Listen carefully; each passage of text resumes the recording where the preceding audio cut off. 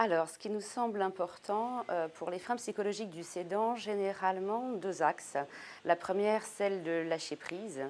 Et pour lâcher sur son projet, il importe de travailler en séance de coaching individuel avec le cédant, essentiellement pour lui faire préciser les enjeux de cette session. Qu'est-ce qui se joue réellement pour lui?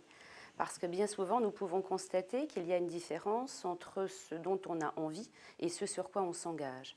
Donc le travail va consister essentiellement à formaliser véritablement les enjeux de cette session et par la même occasion travailler avec le cédant sur son nouveau projet, à savoir que va-t-il faire ensuite, que faire de sa vie, comment continuer.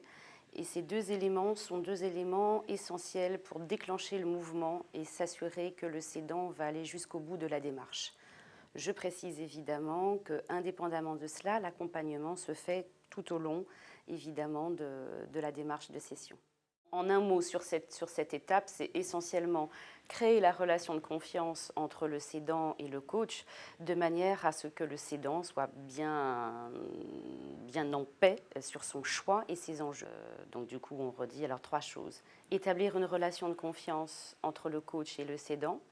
Pour ce faire, il a surtout besoin de ne pas se sentir jugé, de se sentir à l'aise et l'aider à définir son projet futur.